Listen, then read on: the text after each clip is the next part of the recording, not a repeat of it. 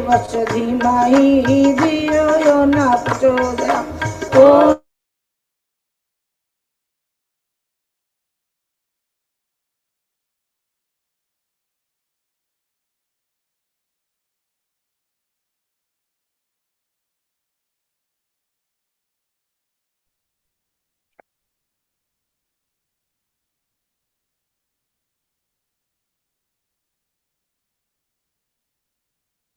यहीं से शुरू करेंगे। साधकों के स्वप्न निरर्थक नहीं होते।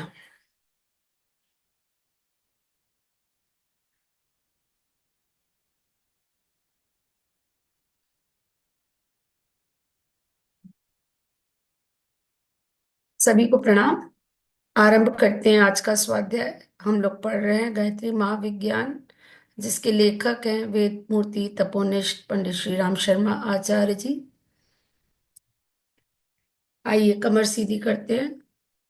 परम पूज्य गुरुदेव परम वंदनीय माता जी की सूक्ष्म उपस्थिति में, उनके दिव्य संरक्षण में गायत्री महामंत्र से आज के स्वाध्याय का आरंभ करेंगे। ऋषि युग्म का ध्यान हृदय स्थान पर करें। ओम भूर्भुवः स्वः तत्सवितुर्वरेण्यं भर्गो देवस्य धीमहि धियो यो नः प्रचोदयात्। ओम गुरुर्ब्रह्मा गुरुर्विष्णु गुरुरेव महेश्वर गुरुरेव परब्रह्म तस्मै श्री गुरुवे नमः। तस्मै श्री गुरुवे नमः। कल हम लोग ने हेडिंग स्टार्ट करी थी, साधकों के स्वप्न निरर्थक नहीं होते। क्यों नहीं निरर्थक होते? क्योंकि साधना से एक विशेष दिशा में मनोभूमि का निर्माण होता है। साधना से क्या हो रहा है कि जब आप साधना कर रहे हैं, साथ में श्रद्धा विश्वास के साथ कर रहे हैं, तो उसके साथ कुछ आंतरिक परिवर्तन होता है। उसके अंतर्गत हमारी जो मनोभूमि है वो शुद्ध होती जाती है, पवित्र होती जाती है। हमारा मन बुद्धि चित्त और अहंकार का परिशोधन होता है। इससे क्या होता है कि संस्कार जो होते हैं हमारे, वो कुसंस्कार धीरे धीरे साफ होते हैं और सुसंस्कारों का जागरण होता है। तो इससे गायत्री साधक की मानसिक गतिविधियों में काय का संचार होता है, आध्यात्मिकता का, आस्तिकता का, प्रेम का, सात्विकता का, सतोगुण का, निर्मलता का, पवित्रता का। इसलिए जागृत अवस्था की भांति स्वप्नावस्था में भी उसकी क्रियाशीलता वैसी ही रहती है, सार गर्भित होती है। मतलब सार गर्भित मतलब इराटिक नहीं होगा। जो कुछ भी घटित होगा उसका कुछ मैसेज होगा, कुछ कनेक्टिविटी होगी ईश्वर से, कुछ यूनिवर्स से होगा। तो वो उसका, जैसे आप अगर साधना अच्छी चल रही हो तो आपको हो सकता है स्वप्न में गायत्री माँ के दर्शन हो, जैसे पहले बताया है ना गुरुदेव ने। नदियों के दर्शन में से गंगा के दर्शन होते हैं तो वो बहुत पवित्र माना जाता है। पवित्रता बढ़ रही है आपके मन में तो गंगा नदी के दर्शन होते हैं। हिमालय के दर्शन हो सकते हैं, मतलब आपकी आध्यात्मिक उन्नति हो रही है, क्योंकि हिमालय जो है वो आध्यात्मिक ऊंचाइयों के लिए जाना जाता है। तो इस तरह से आपको अगर स्वप्न में कुछ इस तरह का दर्शन होता है तो वो आपको एक संदेश देता है कि आपकी आध्यात्मिक उन्नति हो रही है। अब गायत्री साधकों को साधारण व्यक्तियों की तरह निरर्थक स्वप्न प्राय बहुत कम आते हैं। जब हम डिस्टर्ब्ड होते हैं ना, जब हमारी थॉट प्रोसेस बहुत ज्यादा थॉट्स आ रहे हैं, किसी चिंता में है, तनाव में है ना, बार बार हमारा ध्यान भटक रहा है, इन इन कंडीशंस में जो हमारे स्वप्न होते हैं वो निरर्थक टाइप के, रैटिक होते हैं, जिसका आप कोई मतलब नहीं निकाल सकते। शांत मनोभूमि है, साधना अच्छी चल रही है, मन पवित्र है, मन में शांति है, प्रफुल्लता है, तो जो स्वप्न आएंगे उनका कोई ना कोई अर्थ होगा। उनकी मनोभूमि, गुरुदेव लिख रहे हैं, साधकों की उनकी मनोभूमि ऐसी अव्यवस्थित नहीं होती जिसमें चाहे जिस प्रकार के उल्टे सीधे स्वप्नों का उद्भव होता हो। जहां व्यवस्था स्थापित हो चुकी है वहां की क्रियाएं भी व्यवस्थित होती है। अगर अंतर्मन थोड़ा थोड़ा जमने लगा है, साधना में व्यवस्थित होने लगा है, बाहर जितने घटनाक्रम चल रहे हैं उससे अंतः स्थिति में कोई बहुत विशेष परिवर्तन नहीं होता, तो फिर अंदर की क्रियाएं भी एक तरह से मतलब व्यवस्थित हो रही है, स्ट्रीमलाइन हो रही है वो। गायत्री साधकों के स्वप्नों को हम बहुत समय से ध्यान पूर्वक सुनते रहे हैं और उनके मूल कारणों पर विचार करते रहे हैं। तदनुसार हमें इस निष्कर्ष पर पहुंचना पड़ा है कि लोगों के स्वप्न निरर्थक बहुत कम होते हैं, उसमें सार्थकता की मात्रा अधिक रहती है। निरर्थक स्वप्न अत्यंत अपूर्ण होते हैं, उनमें केवल किसी बात की छोटी सी झांकी होती है, परंतु फिर तुरंत उनका तारतम्य बिगड़ जाता है। मतलब वो एक कोई कंटिन्यूएशन में कोई आपको घटनाक्रम नहीं दिखेगा, कुछ कहीं से कुछ दिख गया, कहीं से कुछ दिख गया, जिससे आप कोई अर्थ नहीं निकाल सकते। दैनिक व्यवहार की साधारण क्रियाओं की सामान्य स्मृति मस्तिष्क में पुनः पुनः जागृत रहती है। अब मान लीजिए आप किसी चीज में किसी के बारे में सोचते सोचते सो गए, तो उसी से कुछ रिलेटेड आपको दिखाई दे जाएगा। तो ऐसा नहीं है कि निरर्थक स्वप्न नहीं आते, लेकिन हाँ, अगर आपके मस्तिष्क में थॉट्स का इनपुट कम है, कम विचार आते हैं और मनोभूमि शांत है, तो आपके सपनों में कोई मैसेज होगा। तो यहाँ गुरुदेव लिख रहे हैं कि दैनिक व्यवहार की साधारण क्रियाओं की सामान्य स्मृति मस्तिष्क में पुनः पुनः जागृत होती रहती है और भोजन, स्नान, वायु सेवन जैसी साधारण बातों की दैनिक स्मृति के अस्त व्यस्त स्वप्न दिखाई देते हैं। ऐसे स्वप्नों को निरर्थक कहा जाता है। सार्थक स्वप्न कुछ विशेषता लिए होते हैं, उनमें कोई विचित्रता, नवीनता, घटनाक्रम एवं प्रभाव उत्पादक क्षमता होती है। उन्हें देखकर मन में भय, शोक, चिंता, क्रोध, हर्ष, विषाद, लोभ, मोह आदि के भाव उत्पन्न होते हैं। मतलब आप उसमें पूरी तरह से इमोशनली इन्वॉल्व हो गए, आपका जो भाव है ना उसमें जुड़ गए। तो जैसा स्वप्न होगा उसमें अगर कुछ अच्छा नहीं देखा तो भय, शोक, चिंता, क्रोध हो सकता है। कुछ मन को लुभाने वाला देखा तो हर्ष, विषाद हो सकता है। और कुछ ऐसी चीज देख ली तो लोभ, मोह भी हो सकता है। निद्रा त्याग देने पर भी उनकी छाप मन पर बनी रहती है और चित्त में बार बार ये जिज्ञासा उत्पन्न होती है कि इस स्वप्न का अर्थ क्या है।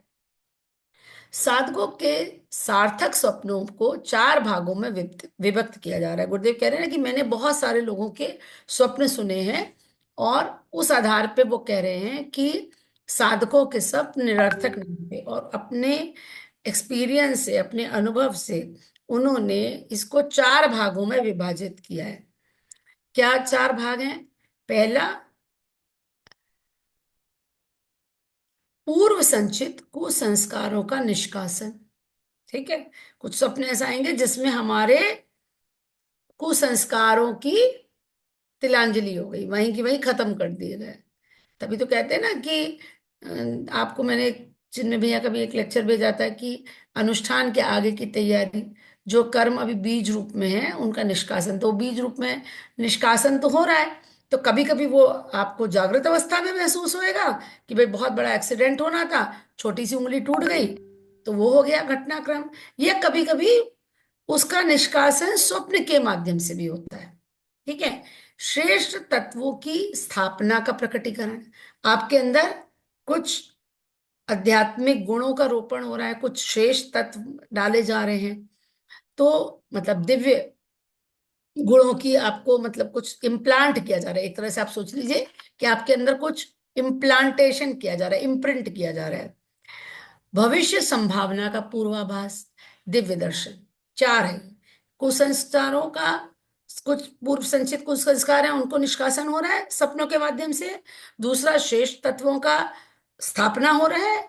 तीसरा, भविष्य की कुछ संभावना का आप दृष्टि गोचर कर पा रहे हैं सपनों के माध्यम से। या चौथा, दिव्य दर्शन। तो पहला है, इन चार श्रेणियों के अंतर्गत विविध प्रकार के सभी सार्थक स्वप्न आ सकते हैं। तो पहला है कुसंस्कारों का निष्कासन। कुसंस्कारों को नष्ट करने वाले स्वप्न पूर्व संचित कुसंस्कारों के निष्कासन में इसलिए होते हैं कि गायत्री साधना द्वारा आध्यात्मिक नए तत्वों की वृद्धि साधक के अंतःकरण में हो जाती है। अब आपकी प्रगति हो रही है, आप साधना कर रहे हैं, गायत्री मंत्र फलीभूत हो रहा है, वो साधना पक रही है। अब ऐसे में क्या होगा कि आपके अंदर कुछ आपकी मार्गदर्शक सत्ता को कुछ आध्यात्मिक तत्व डालने हैं, आपके अंदर कुछ चेंज होना है, और चेंज होने के लिए कुछ सफाई करनी है। तो उस सफाई के अंतर्गत जो कुछ संस्कार जमा है, उसका पार्टली कुछ निष्कासन स्वप्न के माध्यम से वो दिव्य सत्ता करती है। जहां तक वस्तु रखी जाती है वहां से दूसरे को हटाना पड़ता है, सिंपल है ना। अब कुछ नया डालना है तो कुछ पुराना हटाना पड़ेगा। अब कुछ अच्छी चीज डालनी है तो पुरानी कोई गंदगी साफ करनी पड़ेगी। गिलास में पानी भरा जाए तो उसमें से पहले से भरी हुई वायु को हटाना पड़ेगा। रेल के डिब्बे में नए मुसाफिरों को स्थान मिलने के लिए आवश्यक है कि उसमें से बैठे हुए पुराने मुसाफिर उतरे। दिन का प्रकाश आने पर अंधकार को भागना ही पड़ता है। इस प्रकार गायत्री साधक के अंतर जगत में जिन दिव्य तत्वों की वृद्धि होती है, उन सुसंस्कारों के लिए स्थान नियुक्त होने से पूर्व कुसंस्कारों का निष्कासन स्वाभाविक है। सिंपल है, इसमें तो समझने में कोई दिक्कत नहीं है।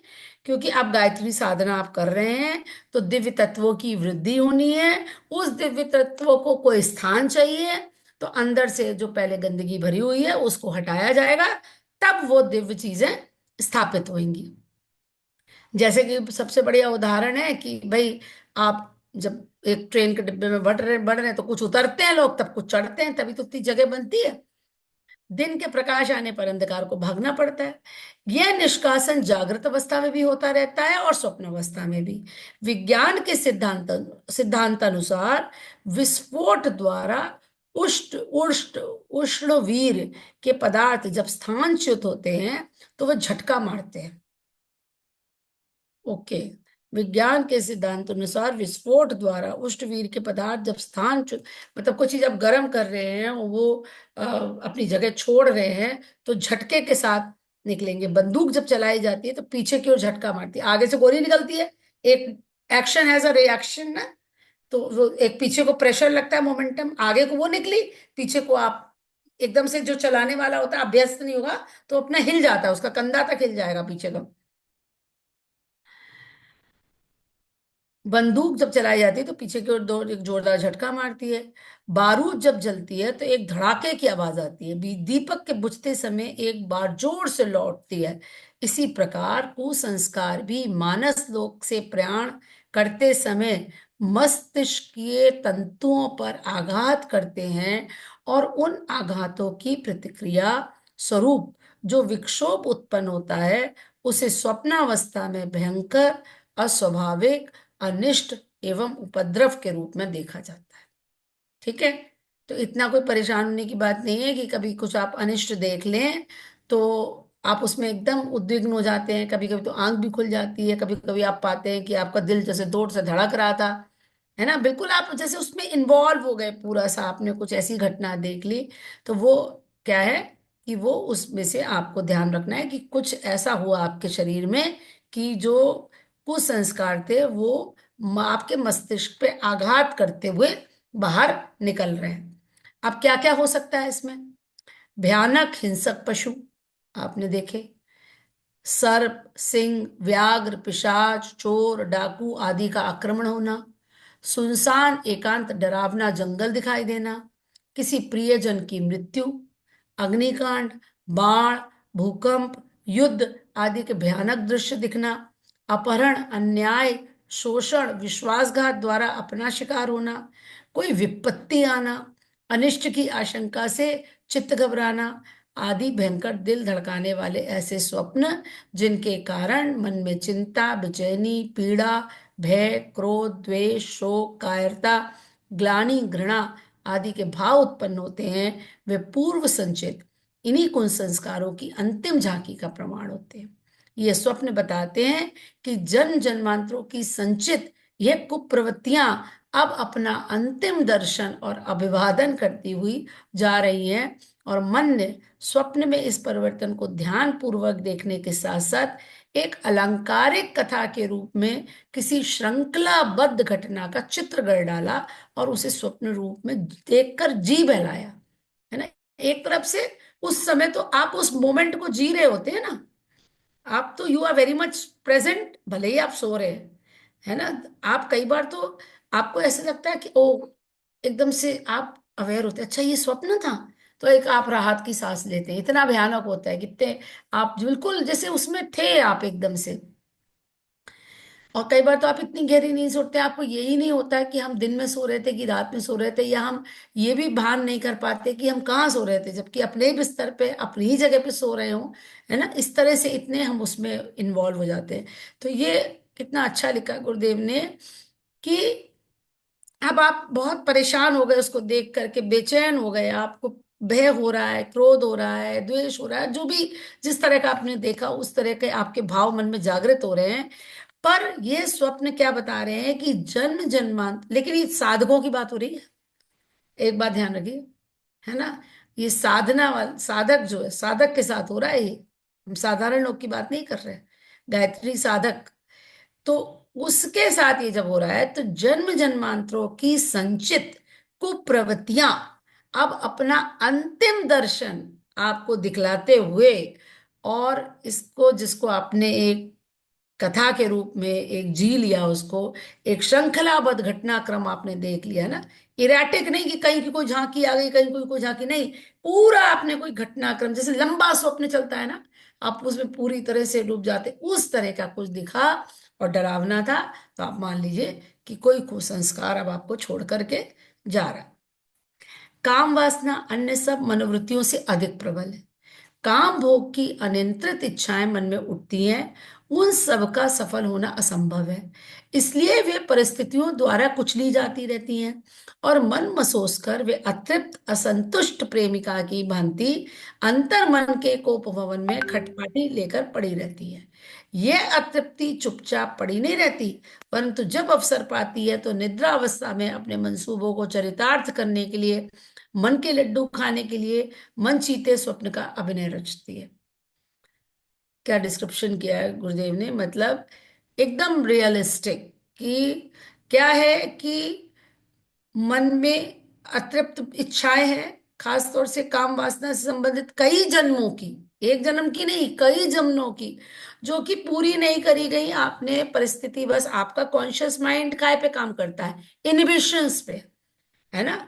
आप जब बच्चे थे तो आप कहीं पे भी शुशु कर लेते हैं, कहीं भी पॉटी कर लेते हैं, जब आपका कॉन्शियस माइंड हो गया, आपको पता है कि यहाँ पे नहीं करना है ना, यहाँ पे हमको ऐसा नहीं बोलना, आपका दिमाग चलता है ना कि ये नहीं करना है।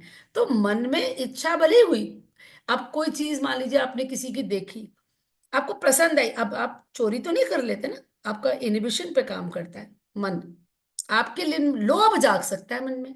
तो वो लोभ का तो एक संस्कार का बीज बन गया ना, लोभ आपके अंदर आ गया। अगर आपको The किसी को, inhibitions means या inhibitions mean inhibition means suppression of mind. Inhibition, we know, we keep saying, we are taught to in the way, don't do this, no।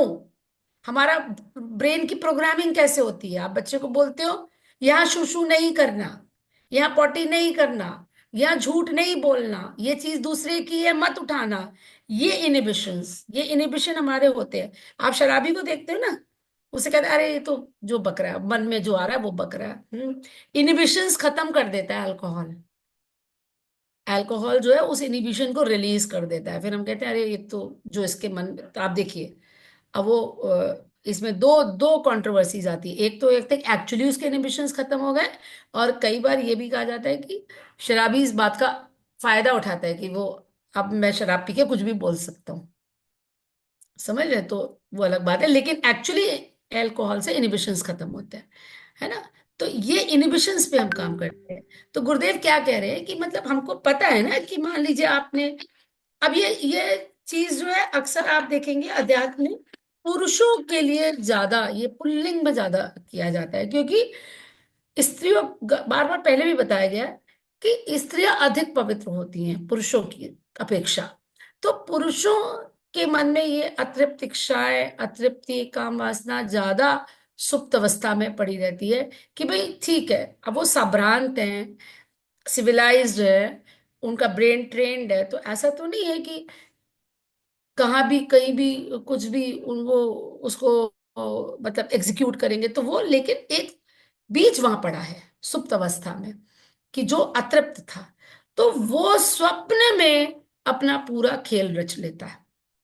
ये गुरुदेव बता रहे कि निद्रा अवस्था में अपने मंसूबों को चरितार्थ करने के लिए, मन के लड्डू खाने के लिए मन चीते स्वप्न का अभिनय रच लेता है। ठीक है। अब कितना बढ़िया उदाहरण दे रहे हैं। दिन में घर के लोगों के जागृत रहने के कारण चूहे डरते और बिलों में छिपे रहते हैं, पर रात्रि में जब घर के आदमी सो जाते हैं तो चूहे अपने बिलों से निकलकर निर्भयता पूर्वक उछल कूद मचाते हैं।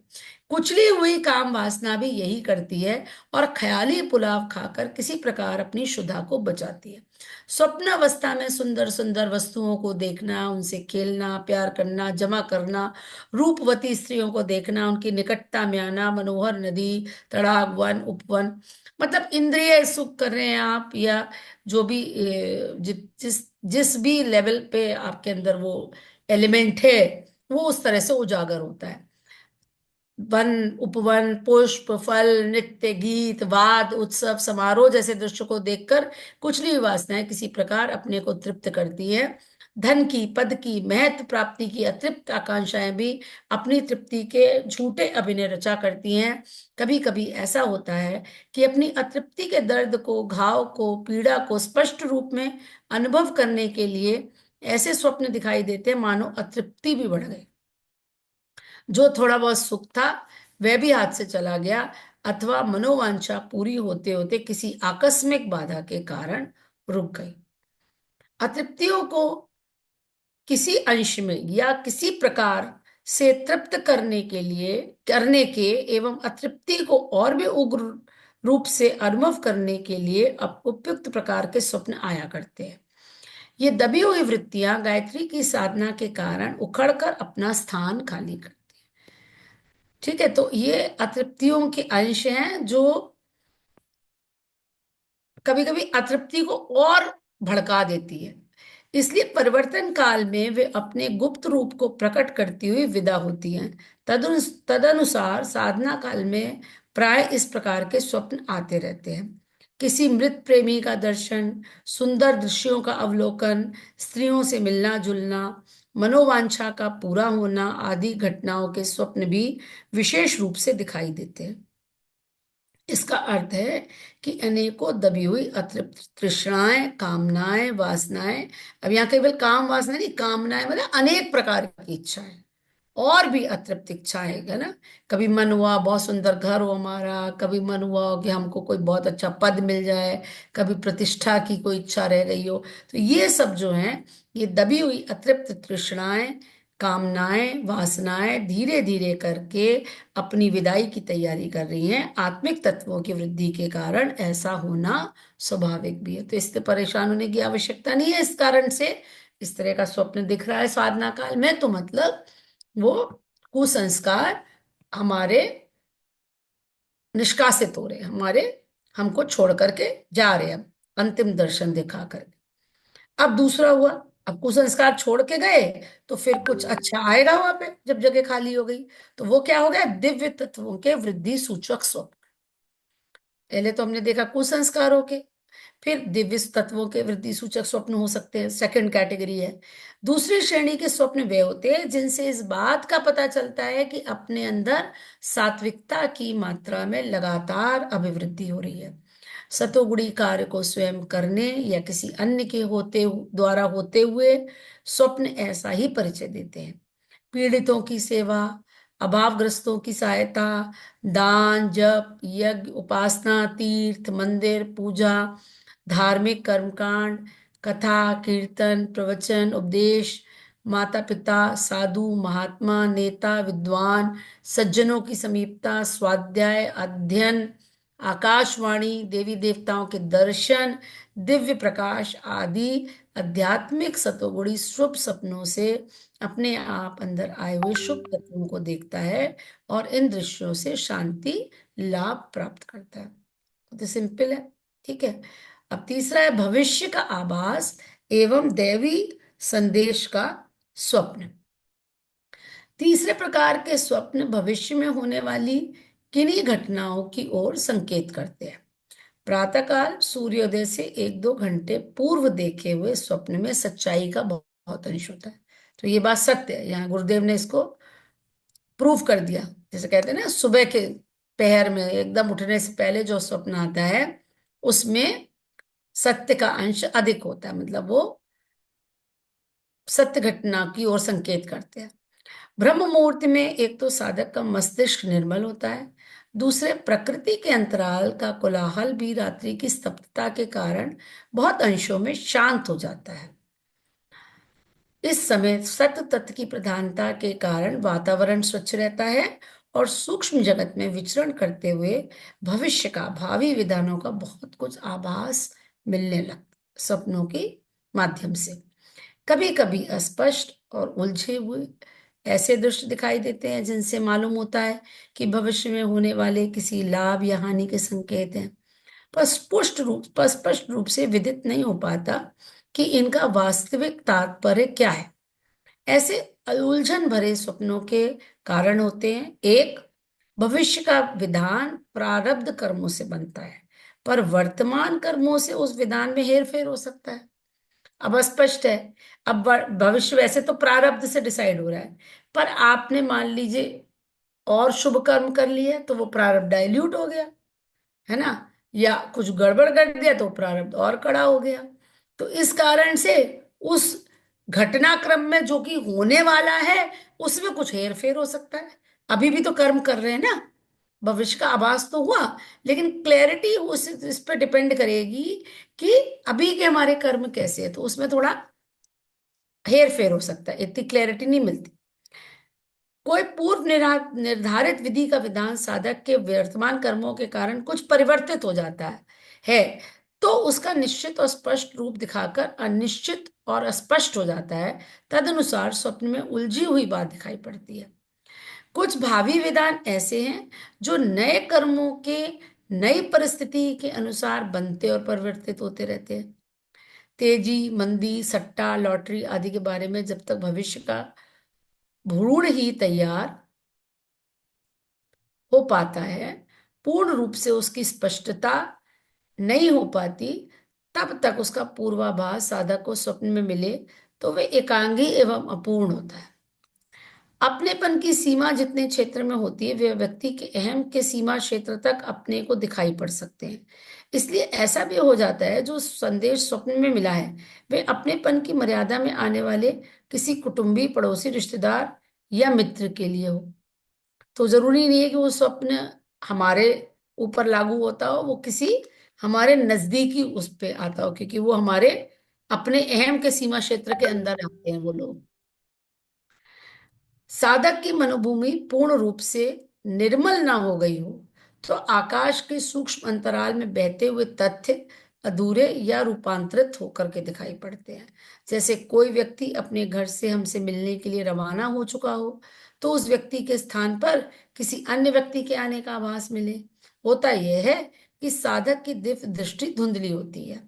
जैसे दृष्टि दोष होने पर दूर चलने वाले मनुष्य पुतले से दिखाई पड़ते हैं पर उनकी शक्ल नहीं पहचानी जाती है, जब धुंधले स्पष्ट आभास के ऊपर हमारी स्वप्न माया का एक कल्पित आवरण चढ़ाकर कोई झूठ मूठ की आकृति जोड़ देती है और रस्सी को सर्प बना देती है, ऐसे स्वप्न आधे सत्य होते हैं। परंतु जैसे जैसे साधक की मनोभूमि अधिक निर्मल होती जाती है वैसे ही वैसे उसकी दिव्य दृष्टि स्वच्छ होती जाती है और उसके स्वप्न अधिक सार्थकता युक्त होने लगते। तो सत्य का अंश तो होता है इन स्वप्नों में, लेकिन वो धुंधले होते हैं। वो डिपेंड करेगा साधक की मनोभूमि कैसी है एक चीज, और दूसरी इस पे डिपेंड करेगा कि भविष्य की जो घटनाएं है वो अभी घटी नहीं है और उस पे आज के हमारे कर्म, उस अवधि के कर्म, वर्तमान के कर्म अपना प्रभाव डालेंगे। तो इसलिए वो अस्पष्ट रहते हैं अनलेस एंड अनटिल आपका आध्यात्मिक स्तर इतना ज्यादा हो जाए कि आप स्पष्ट रूप से सूक्ष्म संदेशों को ग्रहण कर सकते हैं, फिर उसमें स्वप्न की आवश्यकता ही नहीं रहती। फिर ऐसे लोगों को तो डायरेक्ट पूरा यूनिवर्स से मैसेज मिलता है ना, तो उसके लिए स्वप्न की बात ही नहीं है। अब इसको खत्म कर लेते हैं हम। जागृत स्वप्न या दिव्य दर्शन। स्वप्न केवल रात्रि में या निद्राग्रस्त होने पर ही नहीं आते, वे जागृत अवस्था में भी आते हैं। ध्यान को एक प्रकार का जागृत स्वप्न ही समझना चाहिए। कल्पना के घोड़े पर चढ़कर हम सुदूर स्थानों के विविध विधि संभव और असंभव दृश्य देखा करते हैं। यह प्रकार के स्वप्न ही है। निद्राग्रस्त स्वप्नों में क्रियाएं प्रधान होती हैं, जागृत स्वप्नों में बहिर्मन की क्रियाएं प्रमुख रूप से काम करती हैं। इतना अंतर तो अवश्य है, पर इसके अतिरिक्त निद्रा स्वप्न और जागृत सपनों की एक सी प्रणाली है। निद्रा सपनों में क्रियाएं प्रधान होती हैं, मतलब कुछ घटित हो रहा है उसमें।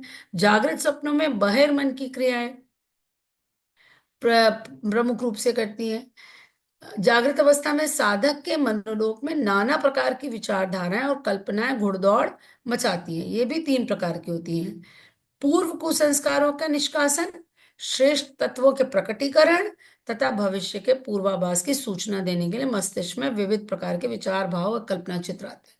तो जागृत अवस्था में भी जैसे आप ध्यान कर रहे हैं, वो भी एक प्रकार का जागृत स्वप्न ही है। कभी कभी किया कुछ आपके मन में एकदम कुछ, मतलब आप विजुलाइज करने लग जाएं, या आप सोचने लग जाएं, या आपके मतलब मन वहां चला जाए, इस तरह से। कभी कभी जागृत अवस्था में कोई चमत्कारी दैवी अलौकिक दृश्य किसी किसी को दिखाई दे जाते हैं। इष्ट देव का किसी किसी को चर्म चक्षुओं से दर्शन होता है। कोई कोई भूत प्रेतों को प्रत्यक्ष देखते हैं। किन्हीं किन्हीं को दूसरे के चेहरों पर तेजो वलय और मनोगत भावों का आकार दिखाई देता है, जिसके आधार पर वे दूसरों की आंतरिक स्थिति को पहचान लेते हैं। हाँ, जैसे अब हम आपको बता सकते हैं कि कभी कभी जिससे आप बहुत क्लोजली कनेक्टेड हैं, आपका मन मिलता है, उसको अगर आप स्वप्न में देखते हैं, और आपने सपोज ऐसा देखा कि कोई परेशान है वो, और आप उनसे कांटेक्ट करेंगे, तो आपको कई बार ये मिलता है कि उनको कोई दिक्कत है। ये मतलब चूंकि मैंने एक्सपीरियंस किया है, इसलिए मैं इसको प्रमाणिक उससे कह सकती हूँ कि हाँ, लेकिन ये है कि आपका उनसे इमोशनल कनेक्ट होना चाहिए। ठीक है। उसकी ऐसा एक बार हमारे और डॉक्टर साहब के साथ हुआ था। तो हमारी भांजी है, उस वो हमको बहुत प्यार करती है, और हम लोग भी उसको बहुत प्रेम करते हैं। तो डॉक्टर साहब ने एक बार उसको देखा परेशान, तब उसके हस्बैंड का ऑपरेशन हुआ था। तो हम लोग को लगा कि वो इसलिए थोड़ा दिक परेशान होगी, पता ही ऑपरेशन हुआ है, तो कुछ मेंशन नहीं किया उससे। उसको परेशान देखा डॉक्टर साहब ने। दूसरी 15 दिन तक, 15 दिन के बाद इसी तरह से मैंने देखा उसको। फिर हमने उसको फोन लगाया, और पता चला कि हाँ, वो ऑपरेशन के कारण नहीं, किसी और कारण से थोड़ा चिंता में थी। तो ये यहाँ पे ये मेरा कहने का मतलब है कि आपको स्वप्न में जो इस तरह के स्वप्न आते हैं, आप किसी को देखते हैं कि आप परेशान है, या वो अच्छी, अब आप अच्छे मनोभाव में भी देख सकते हैं, उसके भाव देख सकते हैं। यह जागृत अवस्था की बात हो रही है, पर मैंने स्वप्न अवस्था की बात बताई है आपको। तो मनोगत भावों का आकार दिखाई देता है, जिसके आधार पर वे दूसरे की आंतरिक स्थिति को पहचान लेते हैं। रोगी का अच्छा होना ना होना, संघर्ष में जीतना, चोरी में गई वस्तु, आगामी लाभ हानि, विपत्ति संपत्ति आदि के बारे में कई मनुष्यों के अंतःकरण में एक प्रकार की आकाशवाणी सी होती है, और वे कई बार इतनी सच्ची निकलती है कि आश्चर्य से दंग रह जाना पड़ता है। ठीक है, तो आज के लिए इतना काफी। हम लोग सफलता के लक्षण कल पढ़ेंगे। हाँ बहन जी प्रणाम।